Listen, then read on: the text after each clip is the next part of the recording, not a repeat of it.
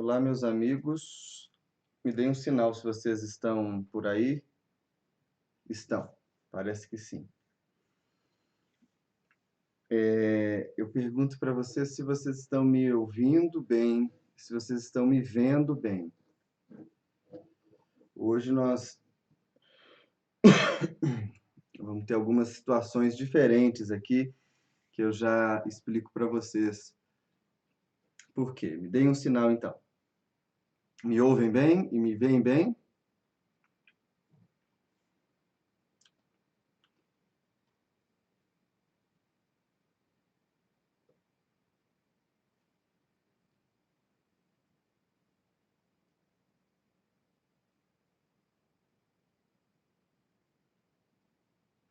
Muito bem.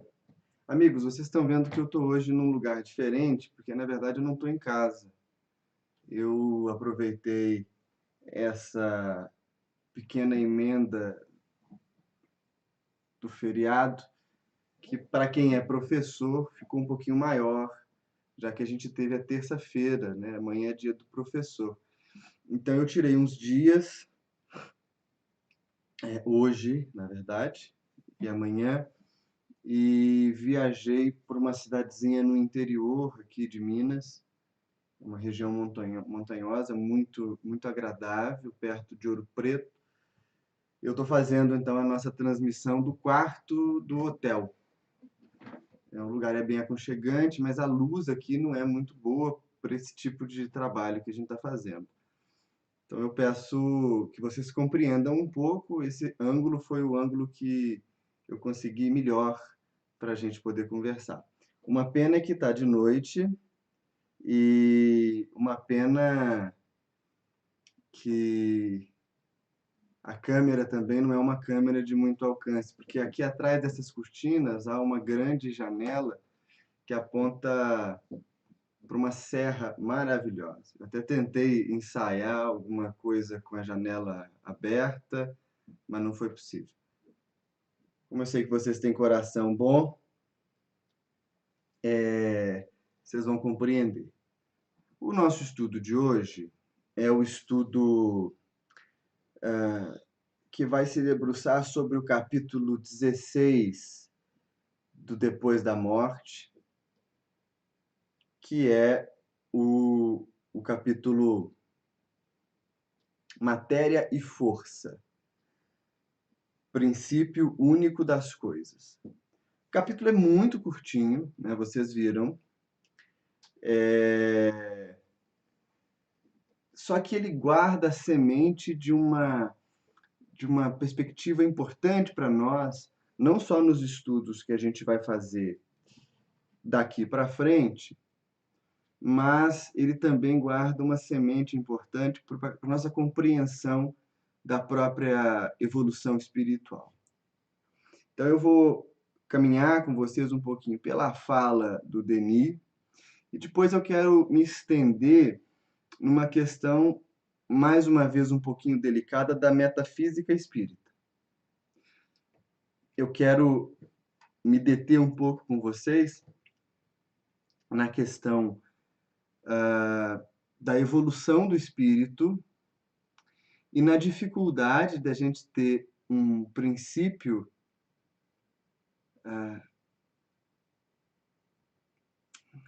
dissonante na criação, ou seja, alguma coisa que não tenha uma aparência de Deus ou uma genética de Deus.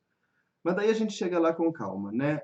Eu fiz até um slidezinho que vai entrar aqui no lugar do meu rosto, enquanto eu estiver explicando isso. Bem, a primeira coisa que a gente precisa pensar é como o próprio Denis fala do problema da matéria.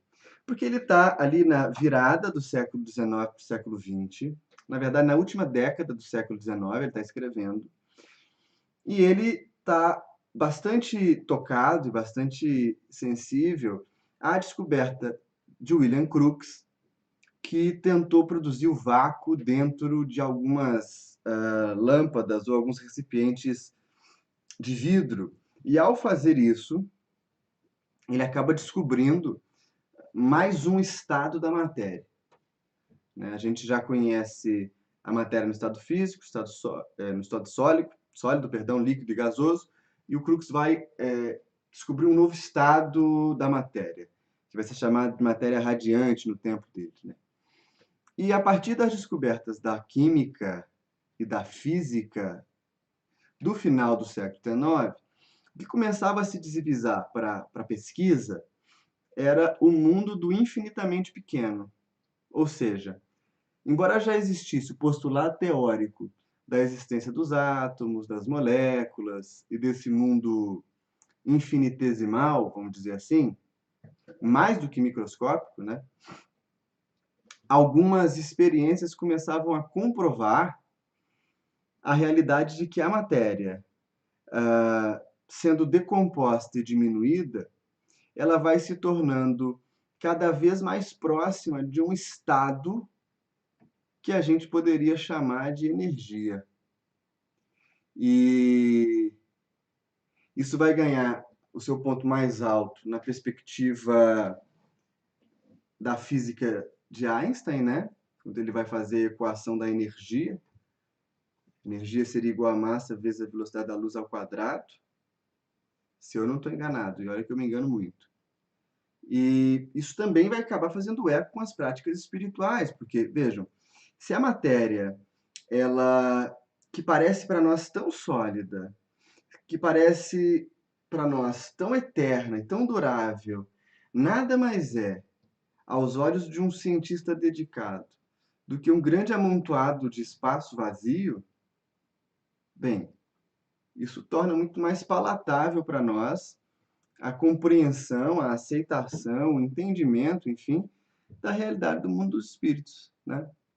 E mais, isso também mostra que talvez esse estado de vida em que a gente se movimente, portanto, o mundo com as suas construções, com as suas materialidades, não seja outra coisa senão a expressão mais densificada, mais coagulada, mais bruta dessa energia que permeia todo o espaço, né? O Denis, ele tem uma fala aqui no meio do capítulo que ele diz assim: ah, até a existência dos mundos é passageira. E ele continua: saídos dos oceanos do éter, aí tornam a mergulhar e a dissolver-se depois de percorrido seu ciclo de vida. Pode afirmar-se que na natureza tudo converge para a unidade. O Denis está contemplando, mais do que a nossa situação corriqueira, né, humana, a própria dança universal em que planetas são criados, são destruídos, embora a matéria mude de estado, toda a ordem cósmica ela segue um princípio, uma direção, ela segue uma lógica que vai significar para Denis a presença de algo muito mais sutil, né? Que ele vai associar ao próprio pensamento divino. Só que ele não está aqui dizendo, e veja, a gente precisa fazer a gente precisa rememorar um pouco, né? Fazer uma revisão do que ele já falou até aqui no livro. Denis não está dizendo que Deus é uma criatura, uma estrutura que fora da matéria, fora do universo, portanto, conduz todos os seres por um caminho maravilhoso, bento, abençoado, evolutivo.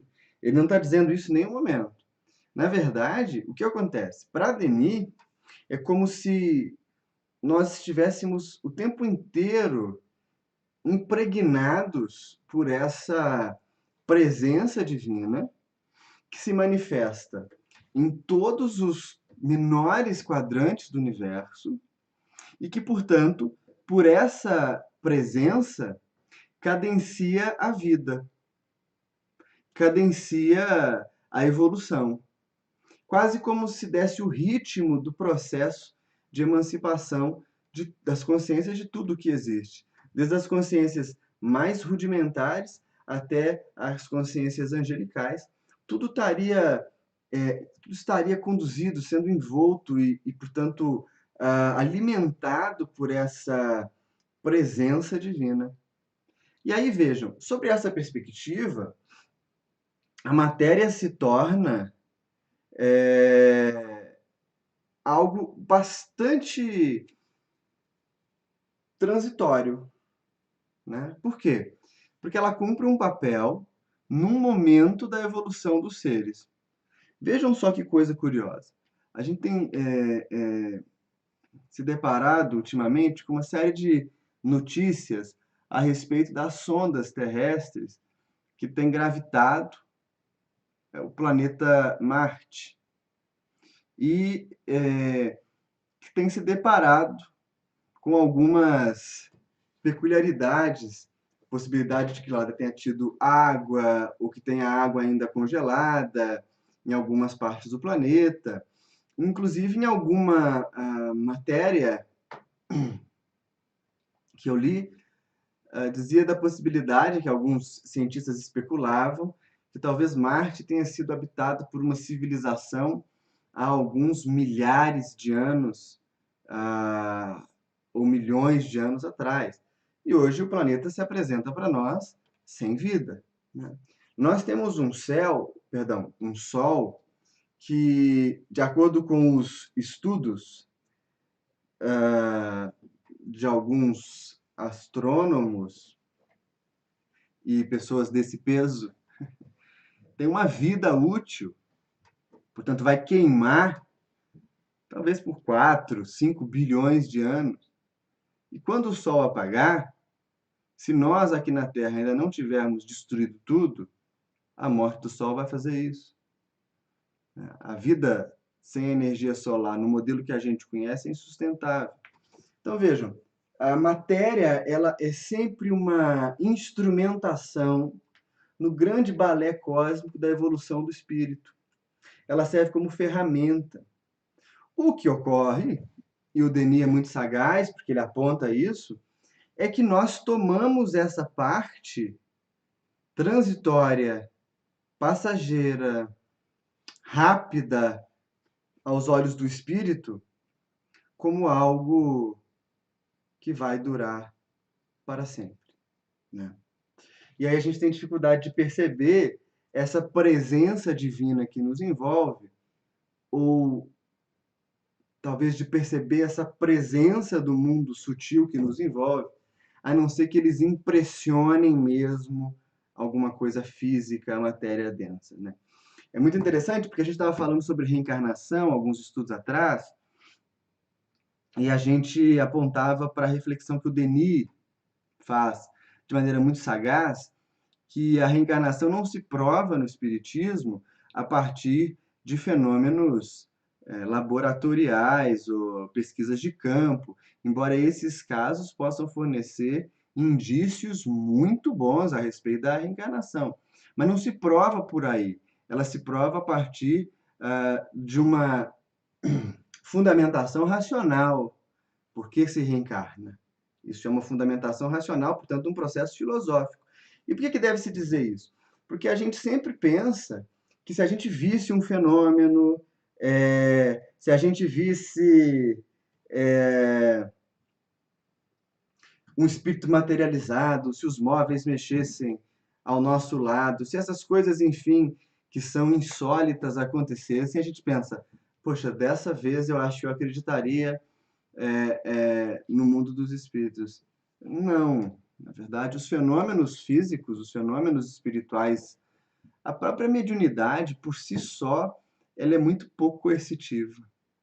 O que faz com que o indivíduo compreenda o mundo espiritual não é a visão, porque ele pode até ver alguma coisa ou ter alguma experimentação incomum do mundo invisível, mas isso não significa que ele vai, de fato, se tocar por isso. O que vai garantir uma compreensão mais ampla do processo é, na verdade, uma anuência racional do porquê que aquilo faz sentido. E aí o Denis vai dizendo para nós, se a matéria é toda transitória, quem vai dizer isso para nós? A física, a biologia, a química, todas essas ciências vão dizer para nós que a matéria não é o fim.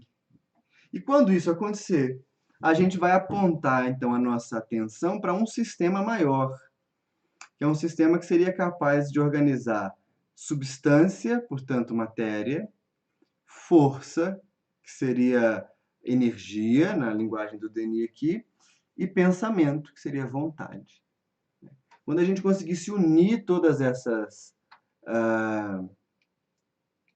esses elementos universais, a gente estaria próximo de um entendimento mais amplo da realidade espiritual e também da realidade do nosso mundo, né? Deixa eu ver se tem perguntas aqui, porque eu falei bastante. A Luísa pergunta, como na Matrix?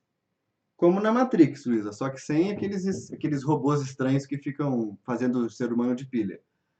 A gente vive numa simulação que, em última análise, é criada pelo coletivo das nossas mentes. Isso é muito interessante quando a gente percebe o espalhamento de um discurso qualquer, político, religioso, quase num efeito manada, né? À medida que várias mentes pensam a mesma coisa, elas moldam a realidade para que aquela coisa aconteça. Matrix tem uma pegada de ficção científica muito grande, né? E mostra os humanos como pilhas daqueles seres robóticos. Isso não, óbvio, né? Eu sei que vocês também não pensam isso. Mas se a gente pensar que aqui não é o destino final dos espíritos, os espíritos dizem para nós, na obra fundamental do Espiritismo, o mundo dos espíritos é anterior ao mundo dos homens. E o mundo dos homens poderia nunca ter existido ou, em algum momento, deixar de existir sem que isso, de nenhuma forma, afetasse a realidade do mundo espiritual, né? Então, a gente está aqui meio que de passagem na intenção e com o objetivo de alcançar mais entendimento do nosso processo evolutivo, né? Aí o Bruno explica para mim aqui a questão do Sol, que eu achei ótimo, obrigado. O Fernando fala do mito da caverna, e o Leandro faz essa analogia com a realidade mental nossa. Mais ou menos isso sim. Só que agora eu queria puxar a atenção de vocês para um assunto delicado, para um assunto polêmico, e eu queria tratar com vocês de um autor delicado e polêmico dentro das nossas lides espiritualistas, espíritas sobretudo. Eu sei que agora, a partir de agora, eu estou pisando em ovos, né? Mas a vantagem é que eu não ligo. Então a gente pode ter um entendimento bem bacana. Ao longo da história da filosofia ocidental, várias escolas pensaram o problema da criação ou da evolução a partir de algumas perspectivas. Uma delas dizia da criação e da evolução baseada no modelo plural, ou seja, a vida surgiria de várias formas diferentes simultaneamente. Nós temos também um princípio, uma forma de pensar que vai separar o modelo de vida em duas esferas. Nós teríamos a vida biológica, que cuidaria de si mesma, e a gente teria, no momento da concepção, um sopro divino que daria a alma àquele corpo. Portanto, uma escola meio dualista, onde existiria uma matéria criada quase por algum tipo de gravidade cósmica, né? Assim, um tipo de tendência cósmica, mas o espírito surgiria separado, diferente, no momento que a vida acontece. É assim que pensam quase todas as escolas do eixo judaico-cristão ocidental, né? Da nossa metade do mundo. Mas havia também uma escola, e a gente pode rastreá-la desde a antiguidade mais arcaica, no Egito nós temos notícia, na Grécia nós temos notícia, depois no período medieval a gente vai ter notícia no catarismo, um pouco disso, nos alquimistas e tal, que é uma escola que a gente chama de monista. E ela defende um princípio unitário da vida, ou seja, a vida surge a partir de um único impulso e ela se desenvolve se complexificando e se ampliando. Ou seja, seria como se a matéria e o espírito tivessem a sua junção em algum momento inicial da criação, ou como se a matéria guardasse em si um princípio que, ao se desenvolver, torna-se também espírito ou torna-se também princípio espiritual, né? O espiritismo tem vários pontos de contato com a escola monista. Alguns autores não gostam muito porque associam o monismo a algum tipo de esoterismo e tal, e eles não estão de todo errado, porque várias escolas esotéricas vão se basear na tese monista. Mas existe um autor específico que ele ainda gravita num limbo dentro das nossas casas espíritas e que ele mereceria alguma atenção do nosso olhar, porque ele trata exatamente desse princípio de unidade. E eu estou me referindo aqui ao Pietro Baldi. E é delicado falar do Baldi, porque a maioria das pessoas que critica o Pietro Baldi nunca sequer leu qualquer coisa dele, né? Se baseia numa espécie de senso comum do movimento espírita. Ele é colocado num pacote com outros médiuns que são criminosos, né? Produzem mediunidade de acordo com o mercado. Então, se o que está em alta naquela hora é falar de ET, fala de ET. Se o que está em alta é falar de dragão, fala de dragão. De política, fala de política, enfim.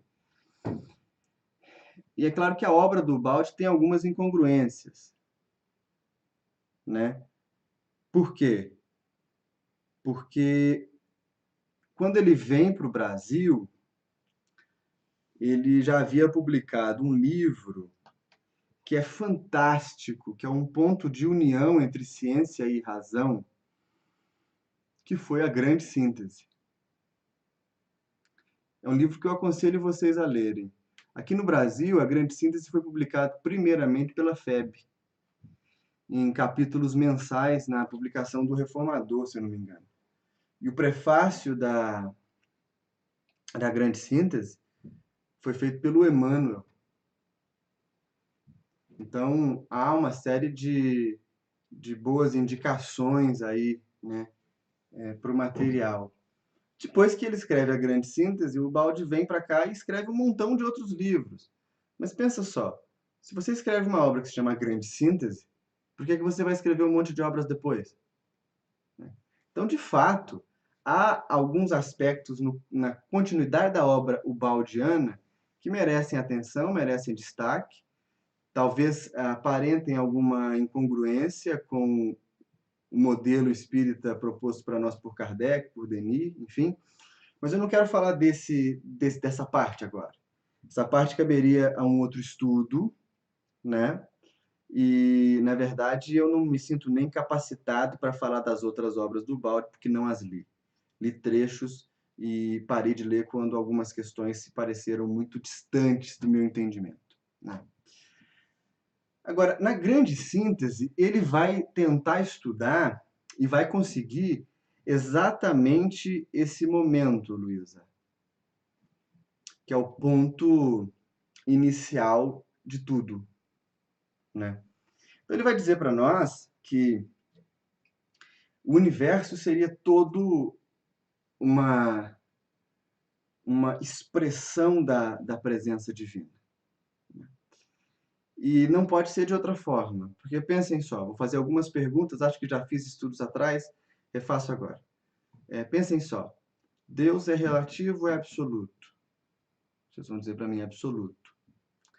Deus está em que lugar? E vocês vão dizer, está em toda parte, né? Em qual parte Deus não está? É uma piadinha, um jogo de lógica. Se vocês acabaram de dizer para mim que ele está em toda parte, não há parte que ele não possa ocupar. Portanto, se Deus está em toda parte, se Deus é absoluto, quando Deus cria a partir de quê? De si mesmo. Quando Deus cria a partir de si mesmo, nós temos duas consequências disso.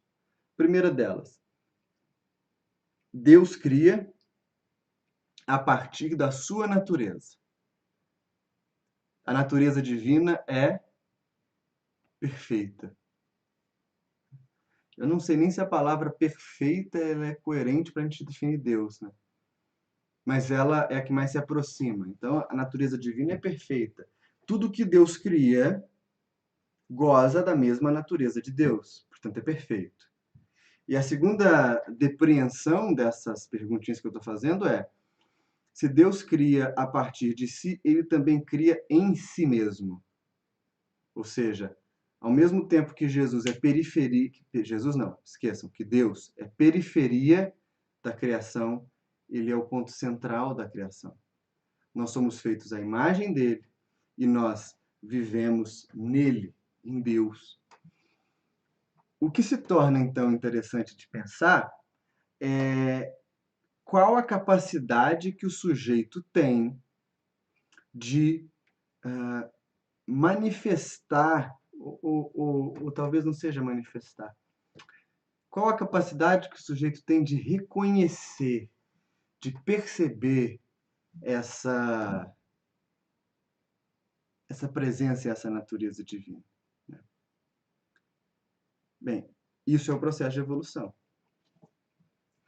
É esse princípio espiritual que, mergulhado lá na matéria mais bruta, na matéria mais simples, inicia um caminho longo de ascensão. Ao longo desse caminho, desse processo, é como se as experiências tornassem o indivíduo mais ou menos capaz de perceber a presença de Deus. Então, a evolução toda deixa de ser uma forma de você conquistar coisas, né? Tem muita gente que ainda acha que vai ser evoluído quando lê todos os livros, ou quando souber de cabeça livro dos espíritos. Não, se isso for inútil, você só vai ser chato, né? Evoluir tem muito mais a ver com tirar coisas, com manifestar conhecimento de maneira construtiva.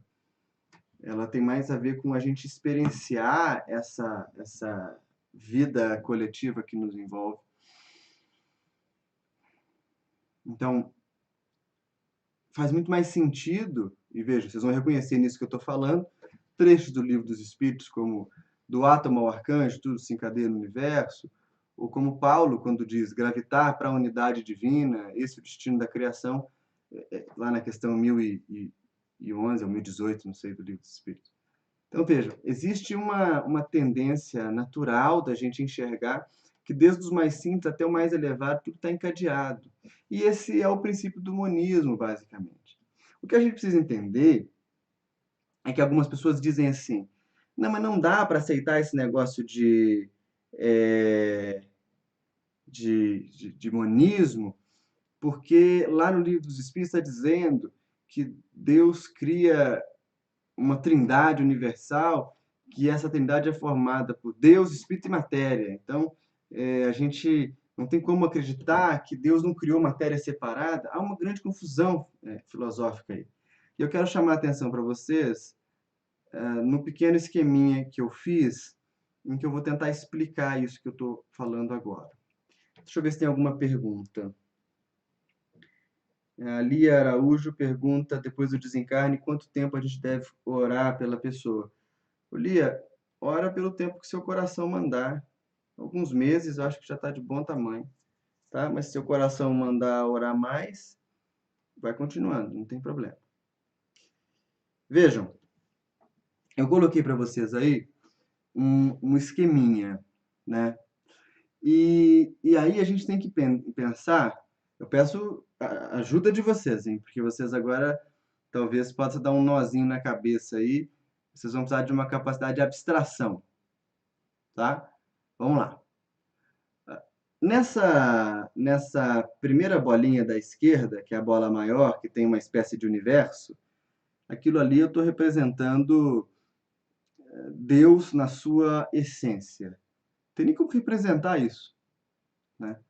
Por isso que aí o desenho é um universo, com muita luz e muita coisa que a gente gosta de imaginar que tem a ver com Deus.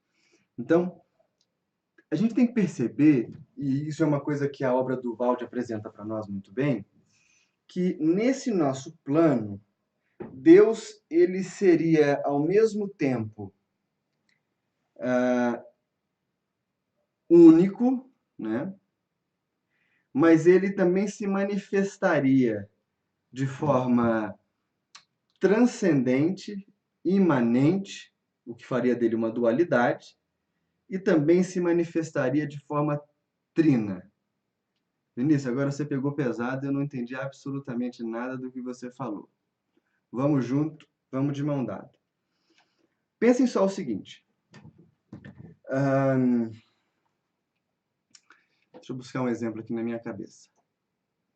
Bem, vou dar um exemplo baseado no livro que está na minha mão, tá? Pensem assim, ó. Se eu entrego esse livro para um cachorro, provavelmente o cachorro não vai ler, por vários motivos, né? Mas os motivos mais óbvios são o cachorro não é passível de ser alfabetizado, né? E ele não consegue sequer segurar o livro, porque ele não tem mão, não tem polegar opositor. Mas ele vai estabelecer uma relação com o caderno. Concordam? Ele pode achar que esse caderno é um brinquedo, que esse livro é um brinquedo, ele pode botar na boca, ele pode morder para coçar a gengiva, enfim. Ele vai estabelecer uma relação com esse objeto. Quando a gente fala de Deus, é mais ou menos como se a gente fosse um cachorro falando de um livro. Por quê? Porque a nossa capacidade de compreensão a respeito do Criador, ela é muito limitada e está diretamente ligada à nossa condição, né? Então, pensa, um indivíduo que é muito materialista, ele não vai conseguir fazer uma relação abstrata com Deus.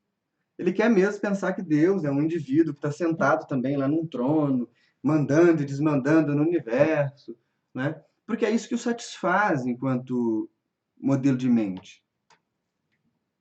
Então a gente tem que perceber que tudo que a gente fala de Deus, em última análise, é um retrato pálido do que a nossa mente consegue captar de Deus. Então vejam só, a partir então de mentes bem mais maduras e mentes, inclusive dos espíritos que nos dirigem, a gente pode dizer, e Denis vai falar isso, nós vamos ver mais para frente de novo, que Deus ele se manifesta no universo nosso como um princípio de unidade.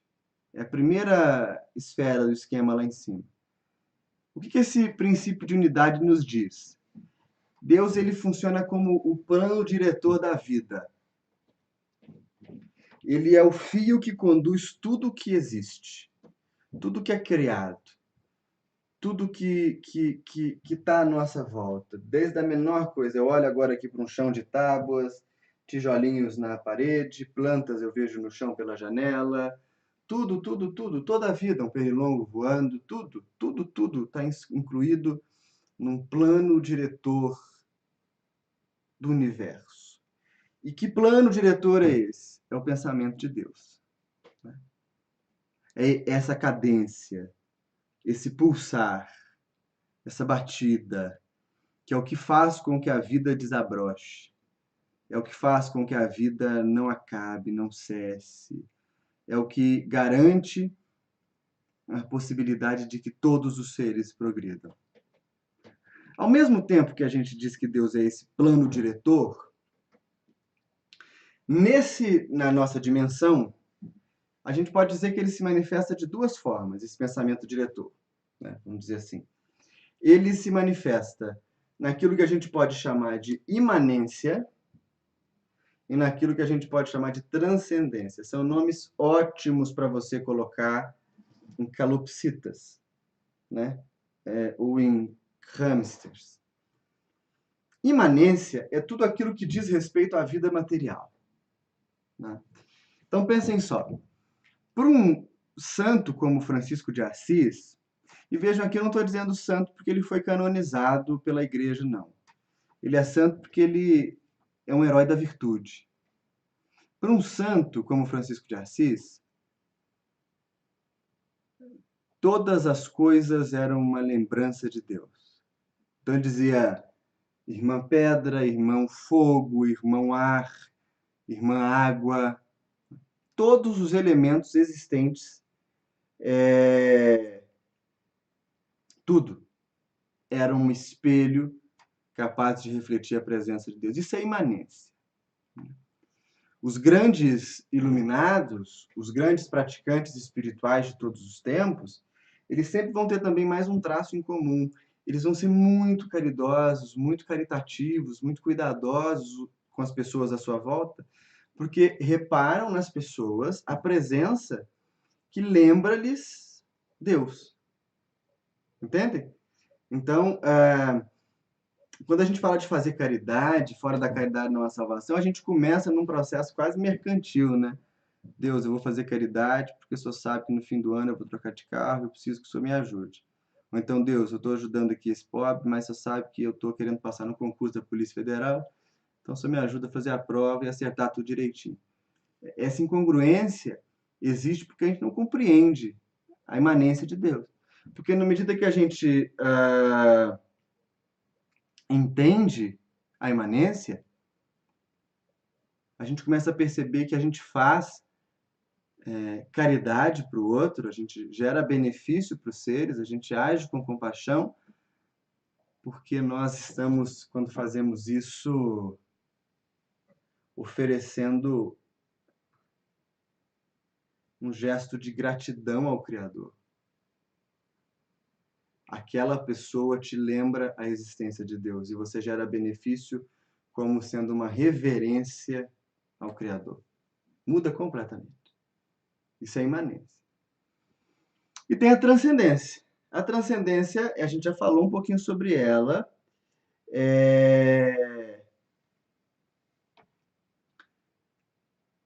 A transcendência é aquele estado de alma, de comunhão com Deus, de percepção desse plano diretor, não de percepção racional, tá, gente? Porque a percepção racional a gente consegue entender, sem problema. Mas é uma percepção seminal, profunda, de alma. É uma sensação de tornar-se parte dessa natureza divina. E isso é atributo das grandes almas. Se a imanência é aquela parte de Deus que se manifesta no mundo material, a transcendência é o que está além da matéria. Então vejam, todos os místicos, ou quase todos os místicos, padecem do mesmo problema. Eles têm a experiência, eles acessam esse mundo mais elevado, eles vislumbram essa comunhão, mas eles não conseguem falar. Falta a palavra. Falta a palavra. Isso é muito bacana porque acho que eu já disse isso para vocês. No livro A Noite Escura, de João da Cruz, o livro são vários versos.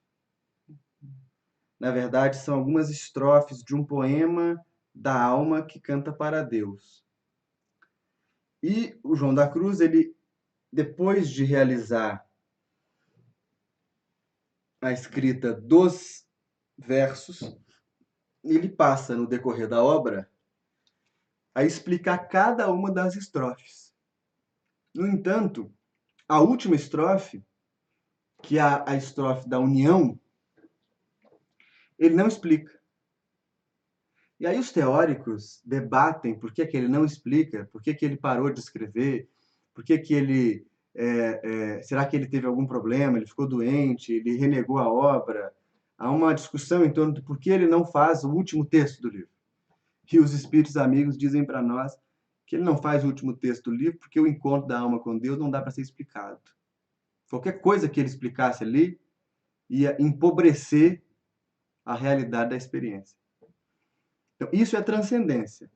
É aquilo que está além da matéria. E vejam, eu vou pegar daqui a pouco as perguntas de vocês para voltar, mas vejam que eu estou falando aqui de além da matéria. Mundo espiritual é material, gente, tá? Você pensa assim, além da matéria, então é nosso lar. Nosso lar é matéria igualzinha a nossa. Um pouco mais sutil, mas tem mesa, cadeira, ônibus, cama, né? Nós sequer conseguimos pensar num mundo onde não tem a matéria. A cabeça não funciona. Porque a matéria ela se manifesta inclusive na estrutura da linguagem. Olha que maluquice. Então, vamos com calma aí. Essa transcendência é algo que está muito além de mundo espiritual. Agora, vamos passar para a bolinha lá de baixo, a Trindade. Se Deus ele é o plano diretor da vida, se ele se manifesta no mundo material e além do mundo material, quando a gente chega nessa terceira bolinha, que é a da Trindade, vejam só, o que que ele apresenta para nós aí? Esse aspecto trino de Deus é a face divina dentro da imanência. Como que a gente percebe Deus nesse nosso mundo, ou nessa nossa forma de pensar a criação? Aí a gente vê a resposta do Livro dos Espíritos lá. Deus vai ser espírito, energia e matéria. Quais são os três princípios gerais do universo? Deus, espírito e matéria. Vejam aí que espírito está com E maiúsculo, né? Uma referência a Deus. Energia seria essa faceta espiritual nossa, né? A nossa condição de seres. E matéria, o que a gente conhece no mundo. Antes de eu tirar a imagem da tela, eu vou fazer uma pergunta para vocês. Eu vou me fazer uma pergunta que, se eu fosse vocês, eu me faria. Vinícius, não é a mesma coisa quando a gente olha lá na bolinha de baixo, onde está escrito Trindade, e vê que está falando de Deus, Espírito e Matéria? Esse Deus não é igual ao Deus que aparece lá na unidade? Por que que você deu essa volta toda?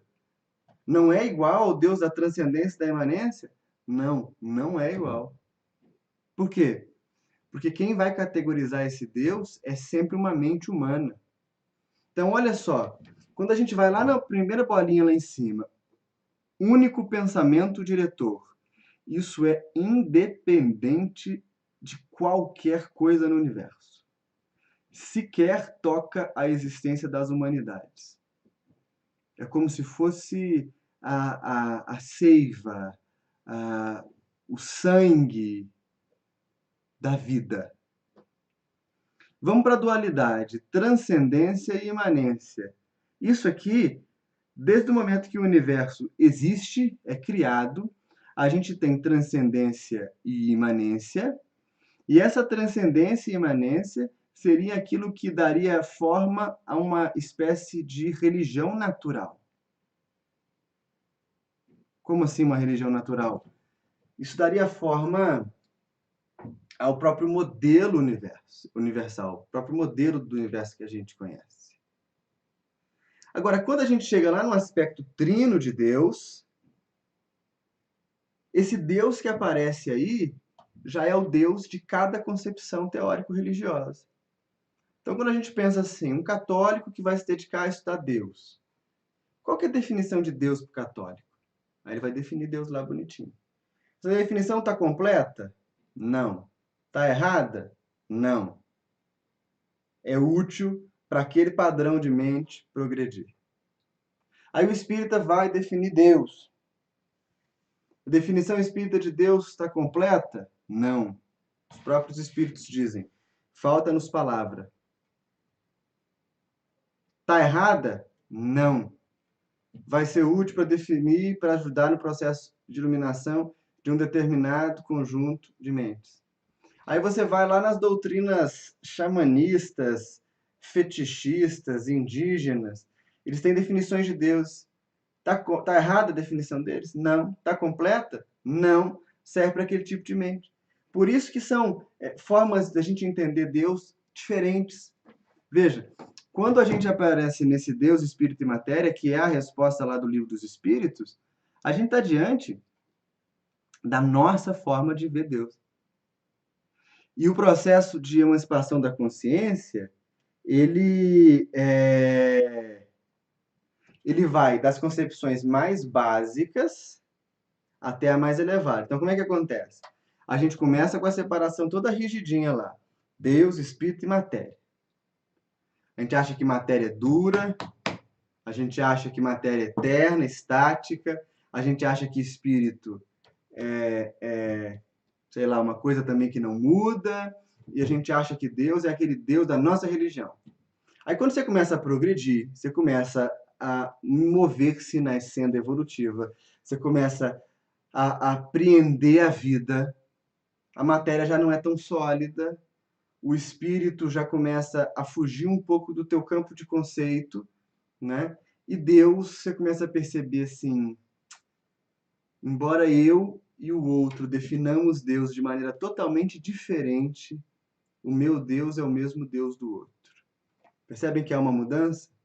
Aí o espírito que continua na senda, ele entra na segunda percepção divina, imanência e transcendência. Já não interessa mais agora a religião, a etnia, país, nada disso.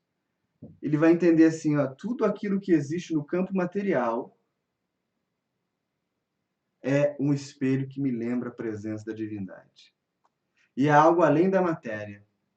Eu tenho que alcançar esse algo além da matéria. Esses são os grandes santos, os mártires, os budas, né?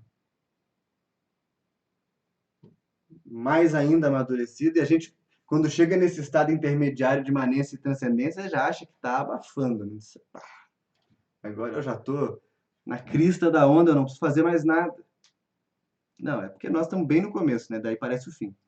Mas quando a gente atinge esse estado de compreensão de unidade, vai acontecer aquilo que o André Luiz fala para nós lá no início do livro, A Evolução em Dois Mundos, daqueles espíritos que são co-criadores junto com Deus em plano maior. Os arquitetos universais, são seres que a gente sequer consegue contemplar. E por que eles são diferentes? Porque esses seres sequer distinguem mais entre matéria e espírito, entre imanência e transcendência, porque só há uma percepção para eles: o pensamento diretor e a vontade divina. Então, o processo de evolução nosso, ele precisa decompor a matéria para que gradativamente a gente transforme essa matéria numa percepção espiritual mais dilatada, mais leve, infinitamente mais compassiva. Um nó na cabeça, né? Deixa eu voltar nas perguntas aqui agora, para a gente conseguir chegar em algum lugar. A Inês Ferreira pergunta se o desencarnado é um suicida, quanto tempo, ou teve um desencarne violento, quanto tempo a gente deve rezar por eles? Olha, embora não seja o tema do nosso estudo, eu respondi para as meninas aqui sobre isso. A mesma regra, reze pelo tempo que seu coração mandar, tá bom? Isso não há nenhum impedimento, não. A Luísa faz uma analogia aqui, perguntando se esse caminho evolutivo seria a unidade irradiada retornando a si mesma. Sabe onde que Jesus falou tudo isso aqui que eu estou explicando? Na parábola do filho pródigo. É exatamente assim que é o processo evolutivo. A gente desprende de Deus, pede uma herança, que é a consciência, vai para o mundo, gasta essa herança absolutamente, com porcaria, com prostituta, com tudo isso, passa uma necessidade danada, começa o processo evolutivo, volta para a casa do pai, o pai aceita a gente, felicidade só. Então, a parábola do filho pródigo daria para a gente fazer um seminário, sei lá, de 6 horas sobre ela, falando só sobre esses espectros, esses pedacinhos do nosso processo evolutivo. A Fabiana pergunta se eu já ouvi falar do divinismo. Não ouvi, Fabiana. Na verdade, para dizer que não ouvi é forte. Já vi referências, mas eu nunca li nada. mas detido não, tá? Aí a Luísa fala da noite escura, e a Gisele diz, estudo complexo hoje. Parabéns por enriquecer tanto os nossos conhecimentos, mas hoje deu um nó, viu? E isso que é curto o capítulo de hoje. Então, Gisele, na verdade, esse nó é a melhor parte do estudo. A gente pode ouvir várias vezes as pessoas dizendo assim: ah, não precisa estudar essas coisas, dá nó na cabeça do povo. A gente tem que falar de caridade, a gente tem que falar de coisa boa, a gente tem que falar de energia lá em cima, de recomeço. A gente tem que. Ora, vamos lá com calma. Primeiro, a gente tem que falar disso tudo sim, mas a gente tem que entender o que é que se faz, né? A gente tem que entender por que é que se faz. E mais, a gente tem que conseguir vislumbrar qual que é a nossa parte nessa ordem da criação. Senão, a gente começa a viver um comportamento que é um comportamento de repetir atos sem saber por que esses atos estão sendo feitos. Então, a gente, na verdade, que deveria buscar na prática espiritual uma lei de liberdade das nossas angústias, a gente acaba se tornando alienado nas nossas angústias. E aí a gente eleva altares a coisas erradas. Qual que é a principal contribuição do Espiritismo para o mundo? Né? Não é uma obra social. Não é uma creche, não é uma escola, não é um asilo, não é nada disso. Embora todas essas coisas tenham um papel transitório na vida dos indivíduos, um papel que pode ser muito importante, mas é transitório, o que o Espiritismo tem para oferecer é uma coisa que vai transpassar todas as vidas do sujeito, todas as vidas do espírito, que é uma noção de si mesmo, que é uma autoimagem capaz de espelhar a grandeza da iluminação. Se a gente pensar que deve ter, sei lá, uns 30 anos no Espiritismo que a gente está tentando pegar autógrafo de médium e fazer evento grande, bem se vê que de Espiritismo a gente tem tratado muito pouco. E aí a gente começa a criar uma série de outras neuras. Não sei vocês que estão assistindo, já pensaram isso? Já passaram por isso? Às vezes eu me lembro de, na Casa Espírita, ser convidado para fazer uma palestra para os grupos de pessoas mais carentes, né? Aqui em Minas, isso era chamado de reunião dos assistidos, que dá até uma relia na gente, que geralmente é a reunião dos pobres. E quem são os pobres? São aquele que se constrange a ir à casa espírita assistir uma reunião para ganhar a cesta básica.